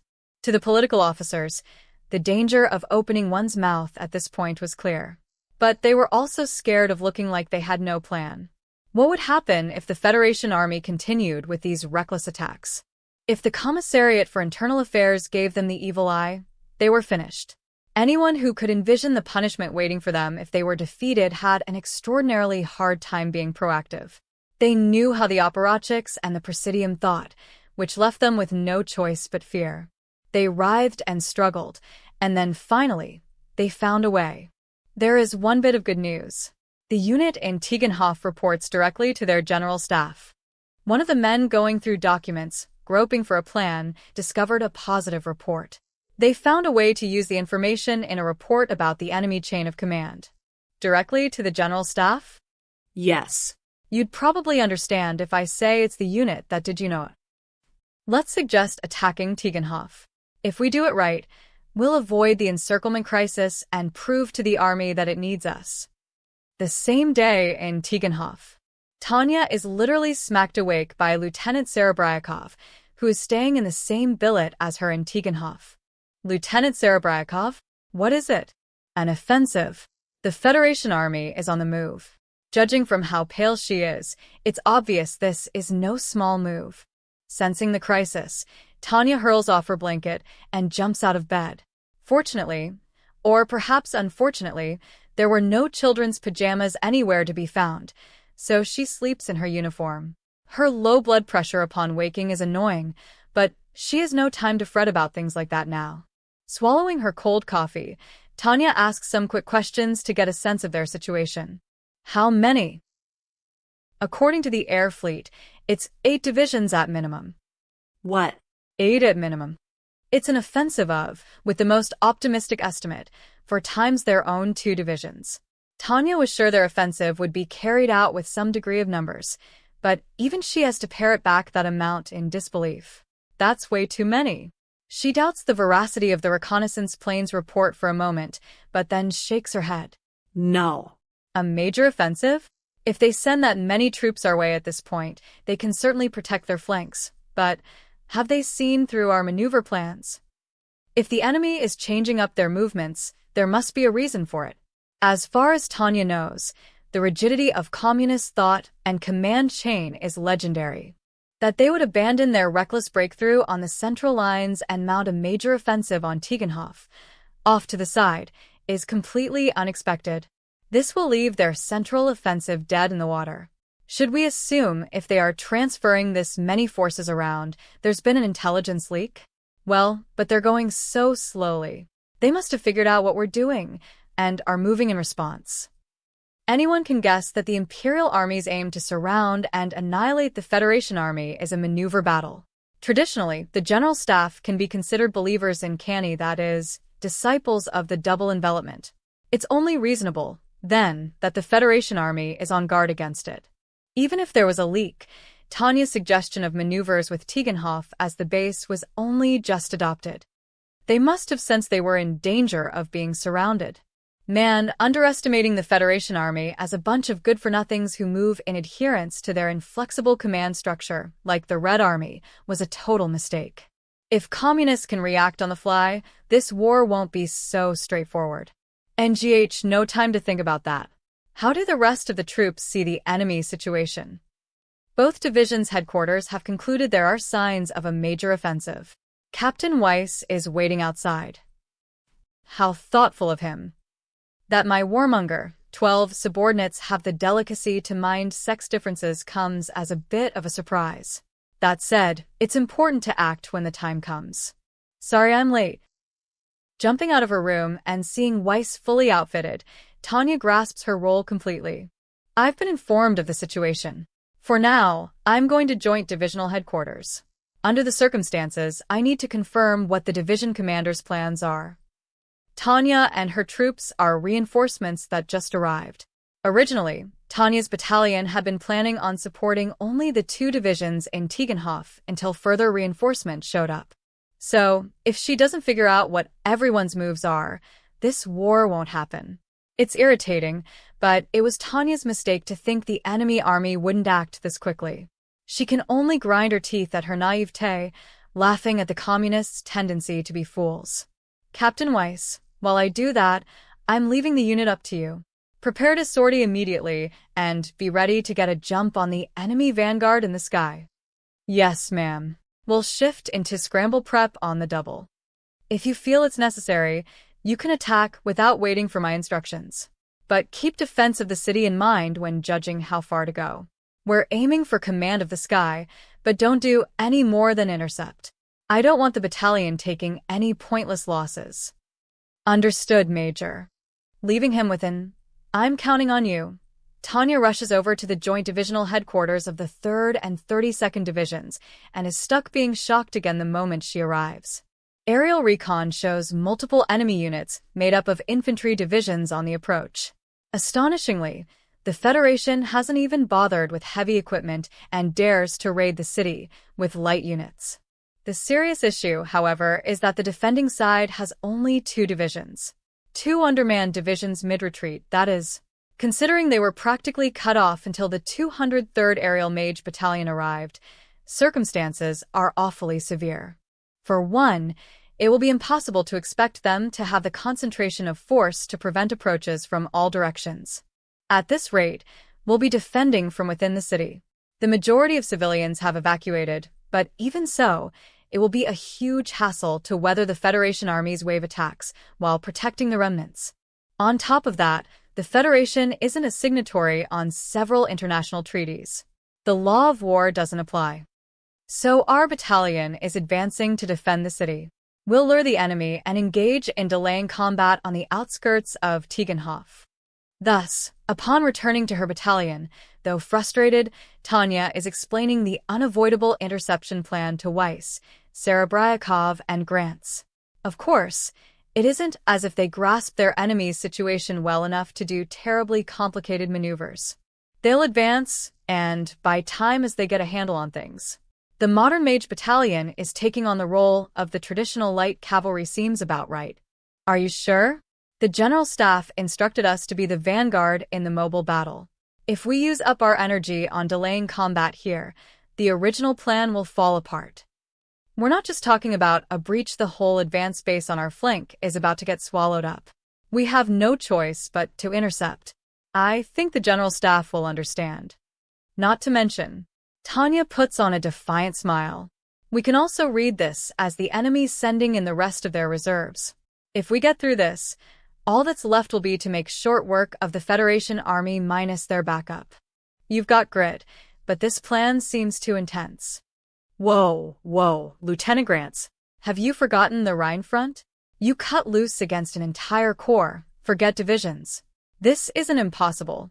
If you're going to try to get out of it by saying it's too intense, I don't mind sending you out against them on your own. How about it? Commander, if you could please stop messing with me? Sheesh, Lieutenant Grants. Be a pain in the ass somewhere else, not on the battlefield. You need to learn some work ethic. She pats dejected Grants on the shoulder.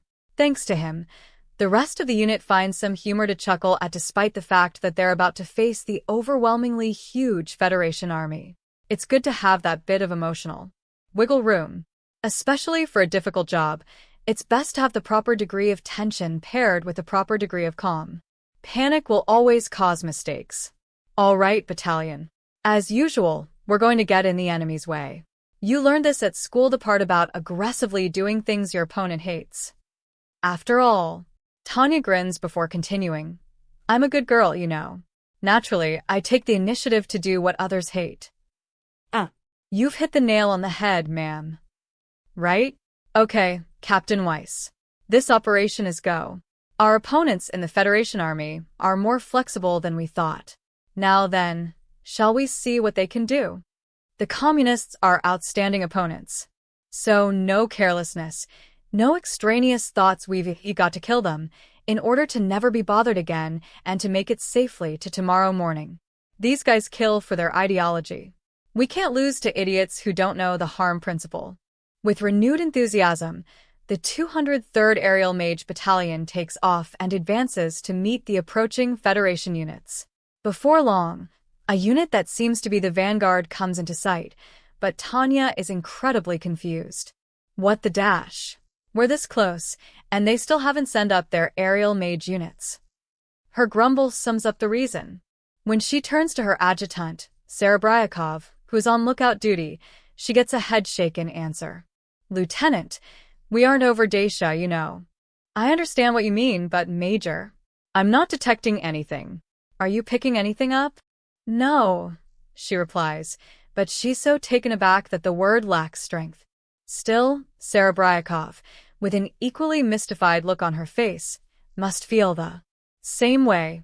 Regardless of how it would go if they were invading the enemy's rear areas, they're coming at them head-on with the added objective of recon and force. Since it's recon and force, and the whole point is to see how the enemy handles them, they were prepared to battle Federation aerial mages. But this is what they get. Even Tanya didn't imagine there would be no one to meet them. We still have to be on guard against an ambush, but are they trying to draw us in? This is the Federation army. Are they really going to just take anti-surface attacks undefended like Dacia and its lack of air or mage forces? And they're the ones attacking. Tanya figured that given their meager heavy artillery, they would throw in all the air and mage forces they had to make up for it. That's how you would usually do it, and without control of the skies, this fight would be a one-sided massacre. The whole reason Tanya decided to engage and sound out their strength was to figure out the scale and determination of their forces. But this is a waste. Even if they were to try to discern how the enemy is thinking, or if Tanya were to make her own judgments, no contact with enemy mages is potentially fatal to either objective. There's no way to predict their tactics. We're flying here right out in the open. If we're not being intercepted, then stay on your guard for ambushes and ready anti-surface attacks. Let's rule out the possibility of any enemies lying in wait. All we can do is strike, cautiously but unhesitatingly. Tanya considers a number of ways to deal with potential enemies and prepares herself to respond whether they're present or not. This is Fairy 01 with a notice for the battalion. Ready anti-surface attacks by company. Don't forget to watch your flanks, support one another, and keep a sharp eye on the air around you. This is sort of like playing dual hammer whack-a-mole with one hand tied behind your back. Here we go. Tanya shouts and waves the hand holding her rifle to signal everyone to be ready to charge. Assume strike formation. Company members, follow me. The calmly gathered unit begins a steep dive on her orders. In preparation for the most dangerous part, withdrawing after the descent, Tanya has her unit behind her, essentially a wall of meat. Having the commander go out front is great. Tanya laughs as her altitude plummets, and when she reaches point-blank range where she can see her enemy's eyes, she seizes the chance she's been waiting for. The panicking enemy land army's return fire is limited, so it's easy for her to pick out the commander by watching the confused soldiers. Her company's members line up their gleaming barrels, wondering when they can fire their formula bullets. Now? And Tanya's voice booms as if she's delivering a message from heaven. On me. Manifest your explosive formulas. Anti-surface attack now. She computes the formula with her Type 97 and manifests it at the appropriate coordinates. Loosed with perfect timing, the formula flies true into the middle of the enemy infantry, literally blowing away an area that had just barely been maintaining discipline. Tanya's formula flashes and bangs, followed by a chain of explosion formulas fired by her company that pour down with model you could even say quintessential density. Given the secondary explosions and the flying shrapnel, she doesn't need to ask the observing escorts to know that they've gotten some results. The enemies are crushed all too easily. Soldiers flee in a panic on the ground, just like the Dacian soldiers who broke ranks and ran. It really takes me back to that one-sided game in Dacia. But There, Tanya exercises self-restraint and shouts over the wireless that it's time to pull out. Withdraw. 08 to 01. Their anti-air fire is limited. Requesting permission for a second strike. Denied. 08. We're not here to increase our gains. Prepare to withdraw. A proposal from her subordinate to achieve more comes flying in over the wireless. It's not bad to bask in the joy of kicking commie ass in combat, but the battlefield wasn't made for the pursuit of individual happiness. Let's hit them as much as we can. We should attack again. I understand how they feel, but we can't go mixing up our objective and our method. Tanya has the wherewithal for a wry grin. For whatever reason, the members of the 203rd Aerial Mage Battalion really are warmongers. Once they spot an enemy, all they can think of is sinking their teeth into them and not letting go. Fairy 01 to all units. Prepare to withdraw. We're withdrawing. Pull out with your company. Once we regroup, we'll swing by the enemy lines. Make searching for and destroying mage forces your top priority.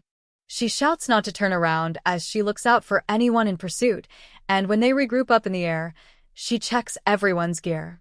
Though everyone regrouped efficiently, Tanya finds Weiss keenly focused on the ground. So he thinks we should strike the commies now, too, then. Is he overly eager to fight? Marvelously brave? Either way, Weiss is a sensible person who finds it hard to object to a superior officer directly. This is one of those times a boss has to step in and be considerate. fine. Tanya shrugs and discreetly calls him over. Vice Commander, are you one of the ones who thinks we should reopen fire? May I tell you what I think, Major? These will probably be the only units without air cover. If we don't hit them now, our troops will suffer later.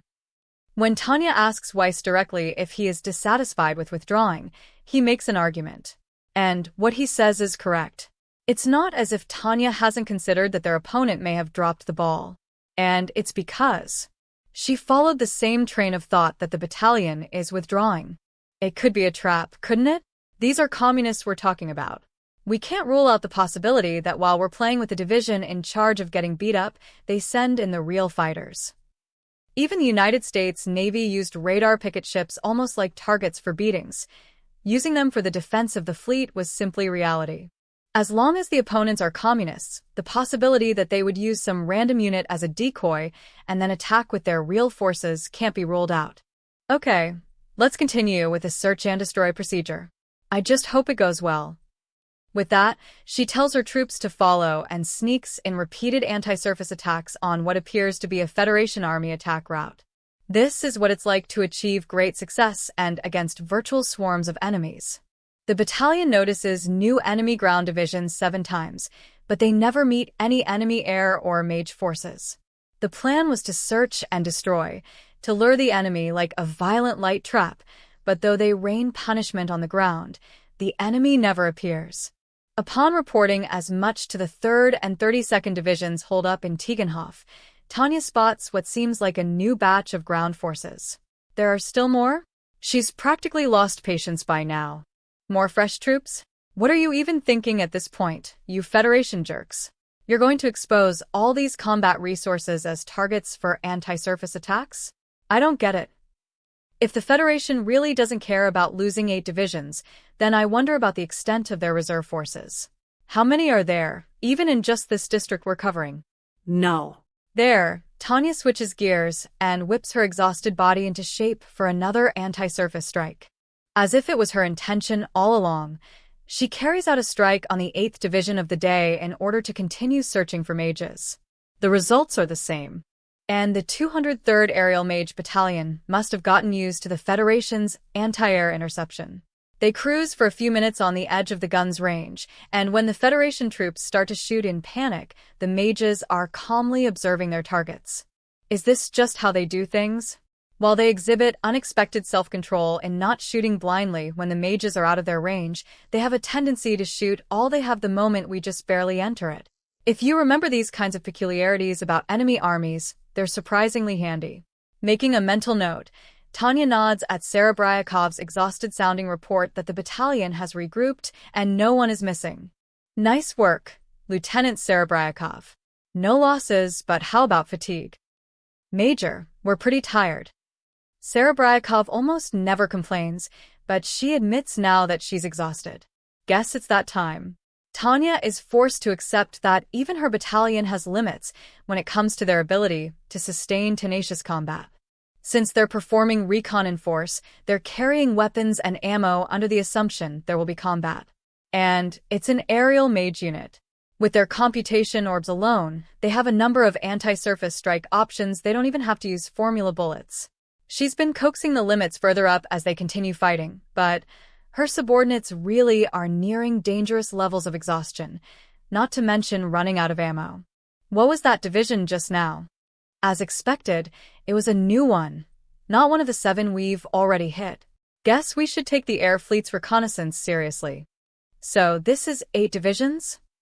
Talking with Serebryakov and facing the truth that the estimate of 8 divisions can't go any lower, Tanya, being Tanya, still has to murmur. I don't get it though. I wonder where their air forces are. The question's giving me a headache. I beg your pardon, Major, but if they haven't come out after we've attacked them this much, maybe there aren't any here? Serebryakov's remark leaves Tanya dazed for a moment. The Federation army has no aerial mage forces?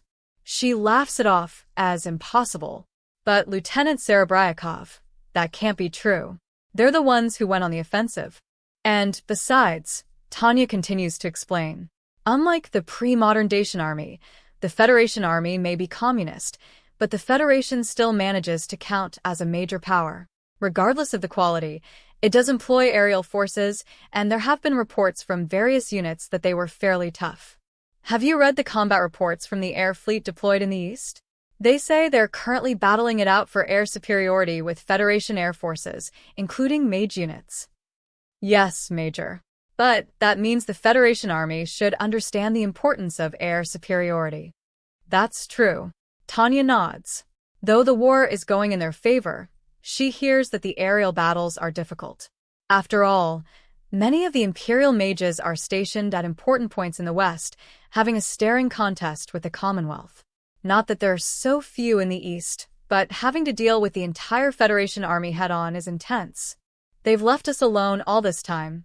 I mean, I tried to think of various perspectives the Federation might have, but I can't come up with any reasons for this besides an absence of forces. That makes sense, but… No, you're right. In that case, I guess I misread the situation. Tanya regrets having such generous expectations.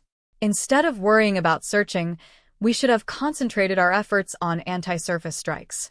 Hindsight is 20/20, but it bothers her that she missed that chance. Even if they were to restart the attacks now, her unit is utterly spent, and that's an optimistic description.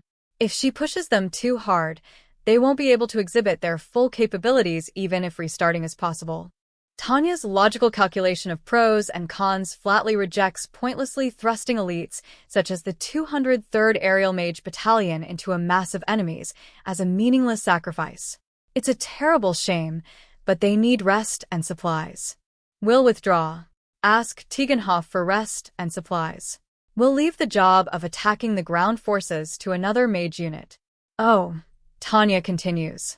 Tell Major Hofen of the 213th Mage Battalion we decline his offer of drinks. Serebryakov, wincing, and Grants, looking disappointed, acknowledge the orders. Grants seems to really have a thing for booze. That's no good, muses Tanya. Overindulging in alcohol is immoral, and although it's a matter of personal preference, Tanya is about to tell him that maybe he should pay a bit more attention to his health when she catches herself in shock. Was I about to interfere with someone's personal freedoms? And on dubious moral grounds? March 29th, Unified Year 1926, Imperial Army General Staff Office. At about the same time, Major Tanya von de Geerchaff was having some internal conflict about her mental status and returning her unit back to TIEGENHOFF. Lieutenant General von Ruttersdorf was knocked out of bed with the news that Federation forces were approaching TIEGENHOFF. The following report that the 203rd Aerial Mage Battalion had intercepted and had its way with them made him smile. The mages gave a thorough beating to 8 enemy divisions. With just the 2 divisions holed up in TIEGENHOFF, the city might have fallen, but apparently, in the end, de Geerchaff had employed quintessential mobile defense. She had gone so far as to send a report apologizing for acting to lure out the enemy mages and realizing too late that there weren't any, but that was just her being a perfectionist. Ruttersdorf even chuckled at the bizarre apology. She had taken on a massive army, upset them so much they would have trouble advancing, and proven the absence of enemy mage forces. As a result, the Federation Army's many available reserves were being held up.